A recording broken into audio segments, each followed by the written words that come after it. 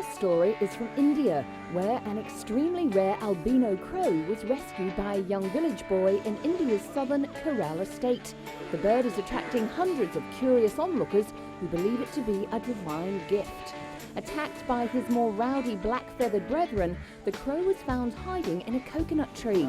The youth who rescued it has adopted it, naming it Sharky, which means companion. The youth had come to the shore for some work and wanted to rest for a while. Whilst resting, he suddenly noticed the white crow sitting on top of the coconut tree. He climbed the tree and saved it from the black crows and brought it back to his house. Though partial albinism in birds is fairly common, complete albinism, especially in wild birds, is extremely rare. The near total lack of pigmentation leaves these birds with little camouflage. Very few people can claim to have seen a pure albino bird because very few of these animals survive. Besides its plumes, the bird's legs and even the beak are snow white.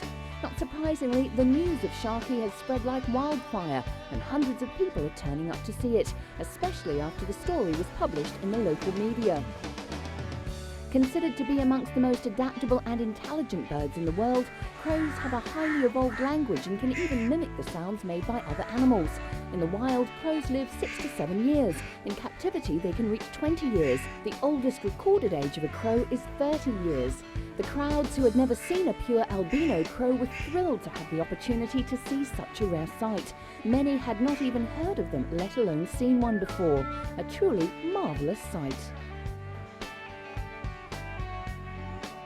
If you're an adventurous person looking for an alternative to the gym, there is a new and exciting way of getting fit in London.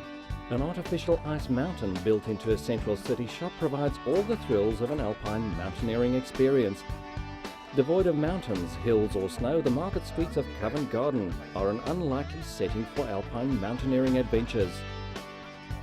Inside the outdoor adventure store, a towering chamber has been installed to freeze a 9-metre high wall of ice, complete with glacial-like outcrops and snow. London's first ice wall, and one of only 2 in Britain, has been built to encourage more people to venture outdoors and enjoy mountaineering sports. Both novice and experienced climbers are welcome for hour-long sessions on the ice wall, including supervision or full instruction from mountaineering experts. The temperature inside the ice chamber is kept at -5 degrees. Condensers and huge fans blow a steady stream of cold air over the wall, which is made of wooden boards and chains underneath the ice and artificial snow. Customers are fitted with professional equipment, and by making conditions as realistic as possible, the business aims to give climbers a similar experience to a real alpine climb. The indoor alpine climbing experience has proved so popular that the company is planning to build more ice walls in its stores across Britain. So we know that dogs are man's best friend, and in this story we see that for some lucky pooches it's a two-way street. In the pouring rain, across the street from New York's Madison Square Garden, doormen for the Hotel Pennsylvania hail limos for their patrons. And yes, you guessed it, these guests are of the 4-legged variety this weekend. The hotel has opened its doors to thousands of dogs, offering all the luxuries and more that their human entourages would expect when paying upwards of $200 a night. It's a case of groom service rather than room service this weekend. The primped and creamed and pampered pooches have descended on New York City's Midtown, ahead of the prestigious Westminster Kennel Club Dog Show at the Garden, now in its 128th year.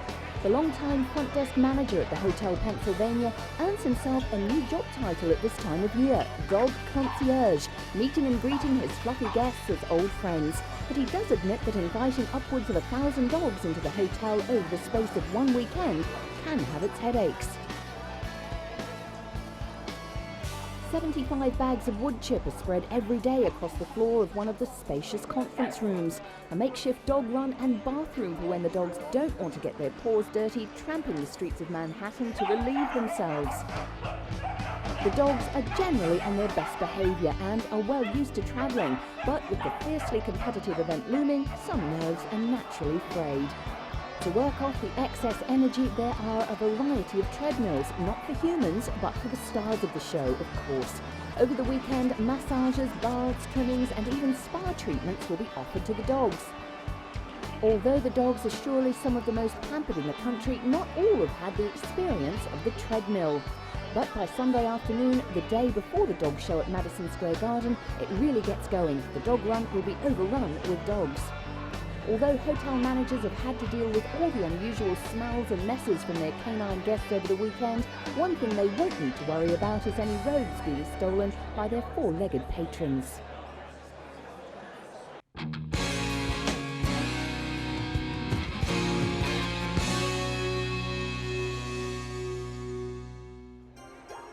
There was no shortage of visitors to this week's Spring Fair, the annual showcase of Britain's home interior industry.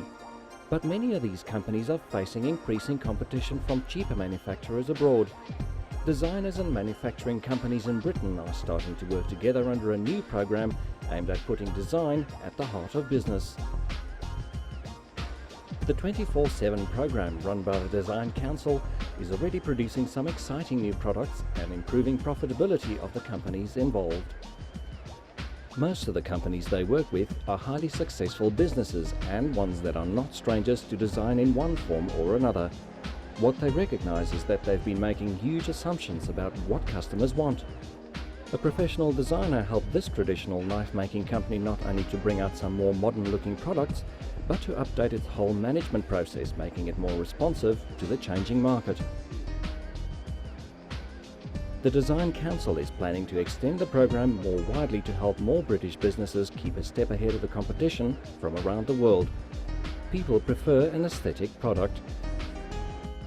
Sometimes it seems almost everyone in Japan owns a super thin credit card sized digital camera, but the latest addition to the super thin camera gadget is a mobile phone. NEC Corp unveiled its latest N900 series phones in Tokyo to Reuters. NEC says it's developed the world's thinnest and lightest camera phone and will officially launch it late February for the China market. The phone comes with earphones and a tiny microphone. Its compact size, 8.5 centimeters by 5.4 centimeters at 70 grams, prevents it from being used as a regular mobile phone. Measuring only 8.6 millimeters in thickness, it can easily slip into a coat's top pocket. Its picture resolution at 300,000 pixel is not top of the range, but sufficient for casual photos at a cocktail party. NEC hope to sell 100,000 units in the first year, mainly in China, at a price tag of between 90,000 and 100,000 yen, approximately 853 to 948 US dollars. If the phone is successful in China, NEC will release it in Japan. NEC decided to sell the handset in China as the market is one of the world's fastest growing and competitive for mobile phones. The Chinese are very keen on new technology and innovation. NEC has pulled out of the mobile phone market and is hoping this launch will help re-establish its name on the continent. NEC company heads say that they have developed the smallest and thinnest and lightest card-sized camera phone on the market. It can be used as a phone, take photos, as well as access the World Wide Web. And as you can hear, it has a pretty clear musical output as well.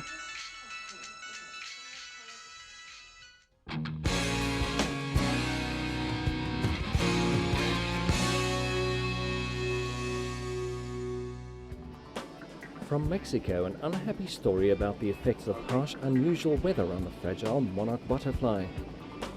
Millions of monarch butterflies, known for their annual migration across the Americas, died in Mexico because of an unusual cold snap. The annual journey involves the massive migration of millions of monarch butterflies, which leave the freezing Canadian tundra to settle for the winter in the balmy refuges in the mountains of central Mexico. Hundreds of millions of the orange and black-winged creatures travel some 3,000 miles in November to the states of Mexico, where they normally remain until they return to Canada in March. The government has provided economic incentives to local landowners to discourage the felling of trees and to combat the regional poverty. With these measures, it is hoped to ensure the region's economic welfare and the continued migration of this amazing species. In recent years, Mexico has cracked down on loggers who threaten the 250-kilometer-long reserves. In an effort to protect hundreds of millions of monarch butterflies, Mexican police and environmental prosecutors closed down illegal sawmills. In spite of constant scientific efforts, the spectacular migration remains a mystery to scientists. The butterflies represent a seasonal economic boon to the landowners who manage 4 main butterfly sanctuaries in the 560,000 hectare Monarch Butterfly biosphere.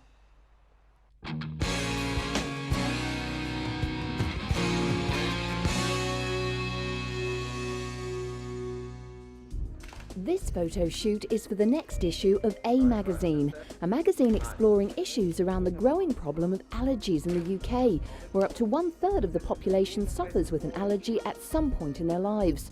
The monthly title is published by Allergy UK and its commercial partner, Inc. The glossy magazine, which includes news and features for allergy sufferers, sold out of its first edition and is set for an even bigger circulation.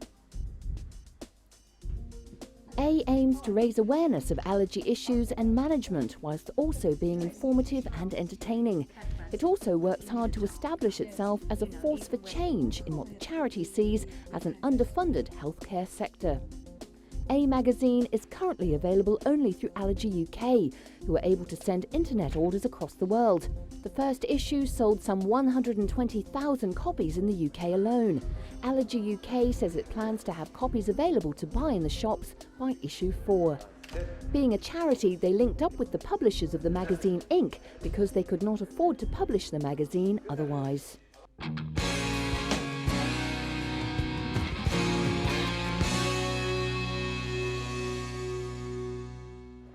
And now a story to feed the child within. Over 200 of the world's top toy makers have been showing off their latest innovations at one of Europe's biggest toy industry fairs in London. The Toy Fair is a key date in the toy industry calendars. The British toy industry is worth some £2.1 billion each year. Much of that is made in deals generated between manufacturers, distributors and trade at the Toy Fair in London's Docklands. This is the first big industry event of the year in the UK and features exhibitors from the UK-based British and global companies. The fair attracts around 20,000 trade visitors. In addition to the newer high-tech toys currently on the market, trade in the more traditional toy sector is strong. Hornby, famous for its traditional train sets, says the key to its success lies in holding on to its tried and tested favourites, whilst also introducing new innovations. With over 250 exhibitors convinced that the next big thing is to be found at their stand, Toy Fair 2004 provides a good taster for the year ahead in this increasingly competitive market. There are companies like Leapfrog, who are an up-and-coming company. They are a United States-based business, but their UK operation is becoming one of the biggest in the UK and is here at the fair. There is also Bandai from Japan with their UK company, and the likes of Cassidy and Hornby, who are traditional British toy companies. It looks like fun for the big kids and the small ones.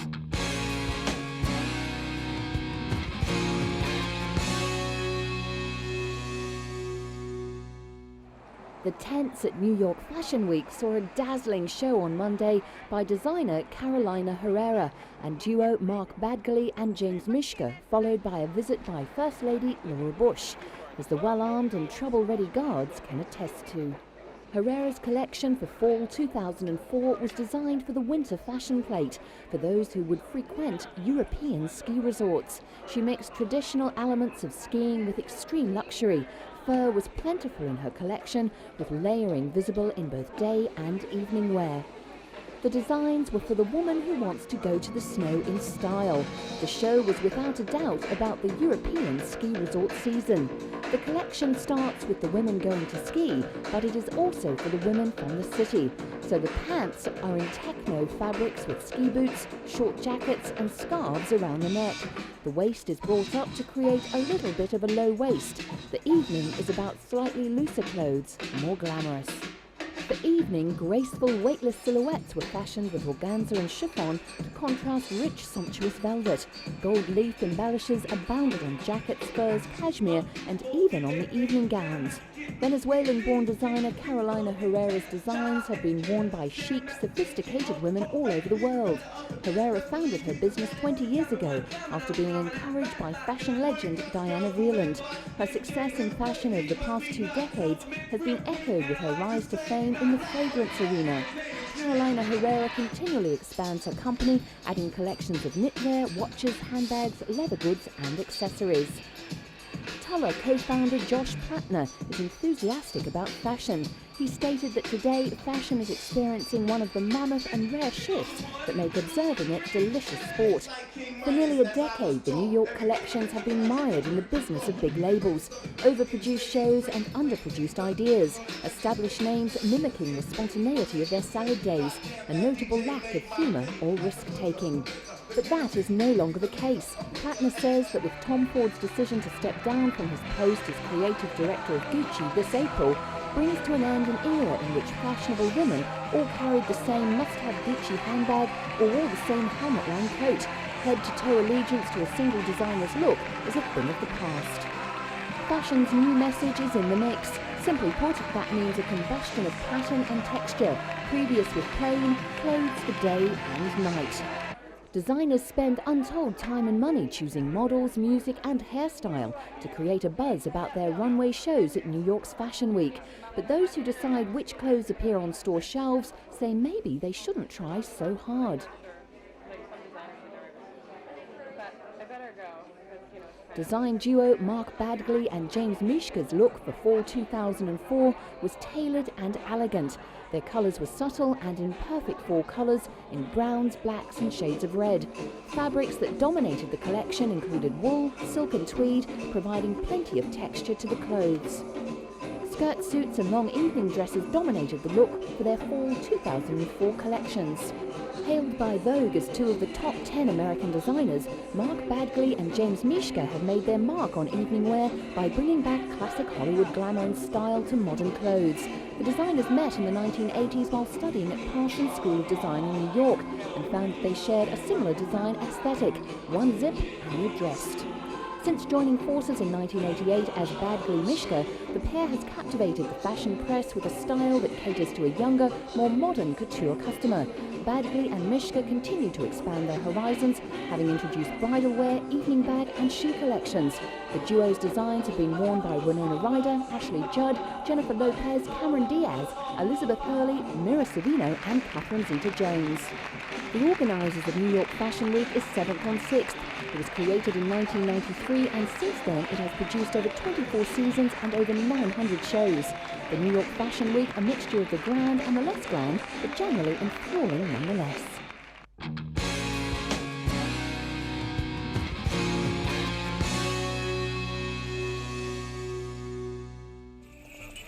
Next time you're travelling through India, maybe you can take in a spot of football. Elephant football, a part of the annual festival in Assam, India. The festival got off to a colourful start as 100 decorated elephants took part in a parade. The festival is aimed at boosting the tourism of Kaziranga, better known as the only habitat of the one-horned rhinoceros. A football match kicked off the second Grand Elephant Festival. The initiatives are part of the government's efforts to sell Assam as a tourist destination. Due to the Elephant Festival, last year they had nearly 50,000 tourists during the festival. People came from all corners of the world. There were a lot of television crews covering the festival.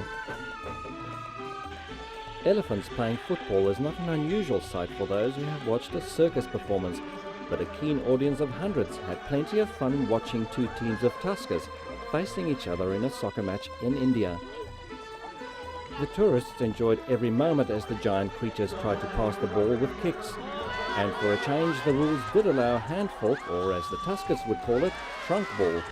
This match ended in a goalless draw, but the audience was thrilled, no matter what the skills. The people thoroughly enjoyed every moment.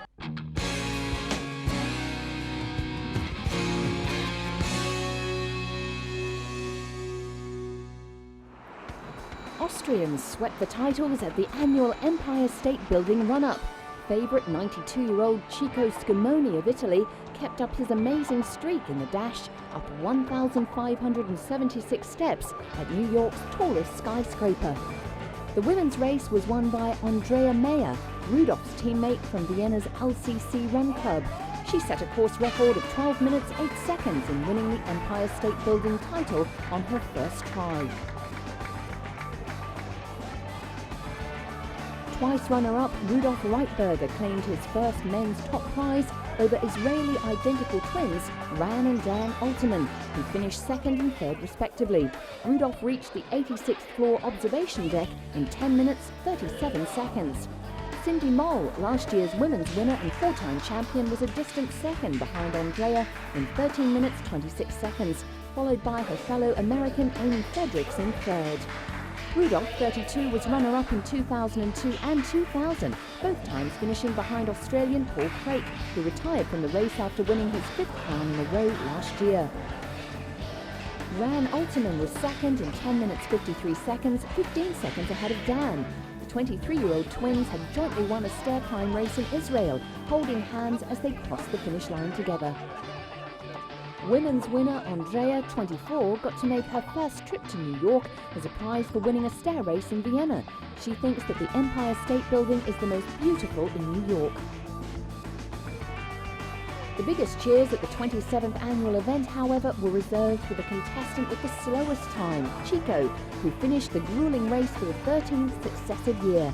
Chico took 43 minutes 25 seconds to make the climb, but was beaming like a champion after it was done.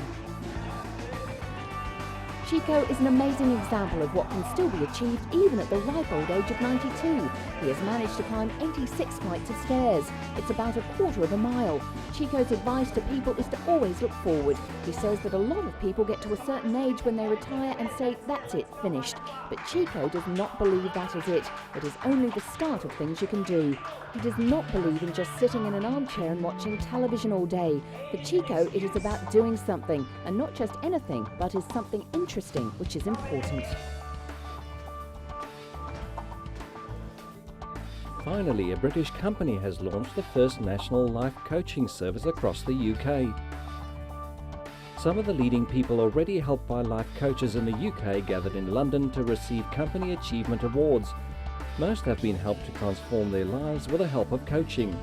They are part of an increasing number of people in Britain looking at alternative lifestyles.